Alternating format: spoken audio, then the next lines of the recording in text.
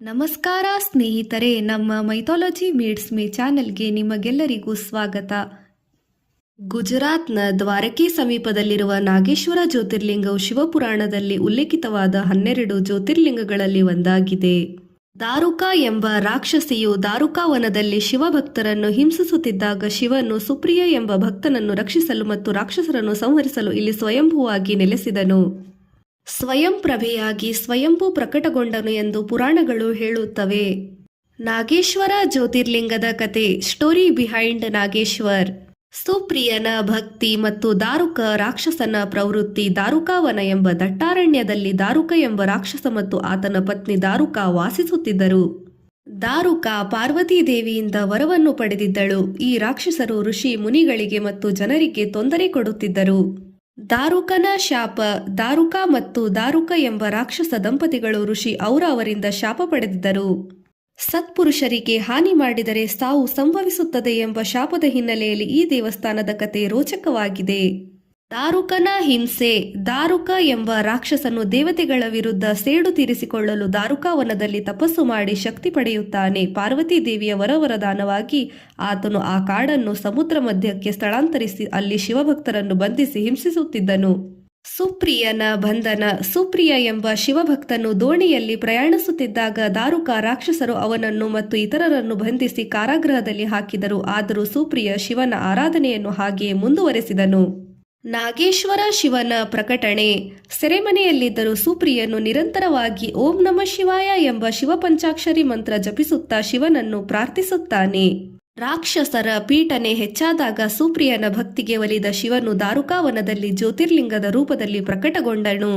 ಶಿವನ ಪ್ರಕಟಣೆ. ಸುಪ್ರಿಯನು ಪ್ರಾಣದ ಹಂಗು ತೊರೆದು ಶಿವನಿಗೆ ಪೂಜೆ ಮಾಡುತ್ತಿದ್ದಾಗ ರಾಕ್ಷಸ ದಾರುಕನು ಅವನನ್ನು ಕೊಲ್ಲಲು ಬಂದನು. ಆಗ ಶಿವನು ಜ್ಯೋತಿರ್ಲಿಂಗದ ರೂಪದಲ್ಲಿ ಪ್ರಕಟಗೊಂಡನು.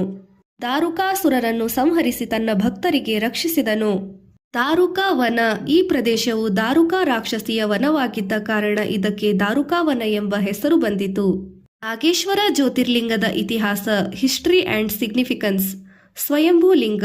ನಾಗೇಶ್ವರ ಜ್ಯೋತಿರ್ಲಿಂಗವು ಸ್ವಯಂಭೂ ತಾನಾಗಿಯೇ ಉದ್ಭವಿಸಿದೆ ಲಿಂಗವಾಗಿದ್ದು ಇದು ಭೂಗತ ಗರ್ಭಗೃಹದಲ್ಲಿ ಅಂಡರ್ಗ್ರೌಂಡ್ ಸ್ಯಾಂಕ್ಟಮ್ ಇದೆ. ಸ್ಥಳ.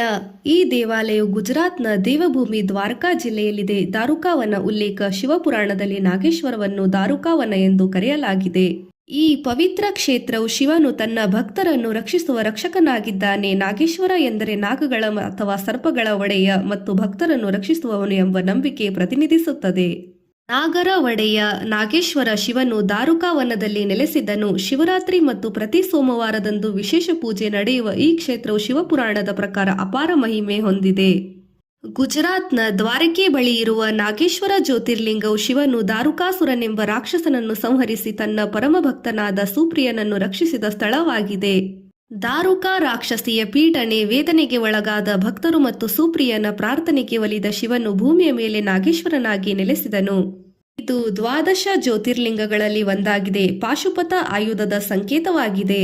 ಔರಂಗಜೇಬ್ನ ದಾಳಿ ಮತ್ತು ಪವಾಡ. ಇತಿಹಾಸದ ಪ್ರಕಾರ ಮೊಘಲ್ ಚಕ್ರವರ್ತಿ ಔರಂಗಜೇಬ್ ದೇವಾಲಯವನ್ನು ನಾಶ ಮಾಡಲು ಯತ್ನಿಸಿದಾಗ ಸಾವಿರಾರು ಜೇನು ನೊಣಗಳು ಬಂದು ಅವನ ಸೈನ್ಯದ ಮೇಲೆ ದಾಳಿ ಮಾಡಿ ಅವನನ್ನು ಓಡಿಸಿದವು ಎಂದು ಪ್ರತೀತಿ ಇದೆ.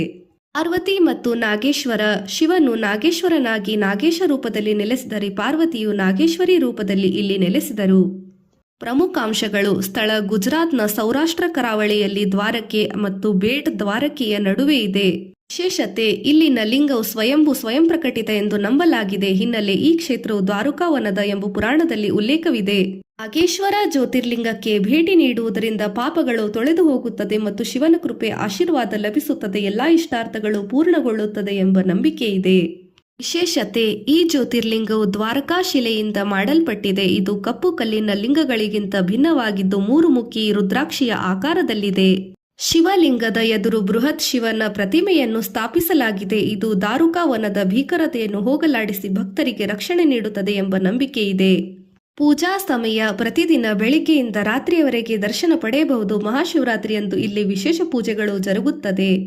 ತಲುಪುವುದು ಹೇಗೆ. ಹತ್ತಿರದ ರೈಲ್ವೆ ನಿಲ್ದಾಣ ದ್ವಾರಕಾ. ಸುಮಾರು 15 ರಿಂದ 20 ಕಿಲೋಮೀಟರ್ ದೂರದ ಹತ್ತಿರದ ವಿಮಾನ ನಿಲ್ದಾಣ ಜಾಮ್ನಗರ್ನಲ್ಲಿದೆ. ಈ ತಾಣವು ಶಾಂತಿ ಮತ್ತು ಆಧ್ಯಾತ್ಮಿಕ ಶಕ್ತಿಯನ್ನು ಬಯಸುವ ಭಕ್ತರಿಗೆ ಅತ್ಯುತ್ತಮವಾಗಿದೆ. ಗುಜರಾತ್ನ ದ್ವಾರಕಾದಿಂದ ಸುಮಾರು 16 ಕಿಲೋಮೀಟರ್ ದೂರದಲ್ಲಿದೆ. ಶ್ರಾವಣ ಮಾಸ ಮತ್ತು ಶಿವರಾತ್ರಿ ಎಂದು ಇಲ್ಲಿ ವಿಶೇಷ ಪೂಜೆ ಮತ್ತು ಜಾತ್ರೆ ನಡೆಯುತ್ತದೆ. ದೇವಸ್ಥಾನದ ಮಹತ್ವ: ಸರ್ಪದೋಷ, ದೆವ್ವ, ಭೂತಗಳ ಕಾಟ ಮತ್ತು ಮಾನಸಿಕ ಕಷ್ಟಗಳನ್ನು ಪರಿಹರಿಸುವ ಶಕ್ತಿ ಈ ಜ್ಯೋತಿರ್ಲಿಂಗಕ್ಕಿದೆ.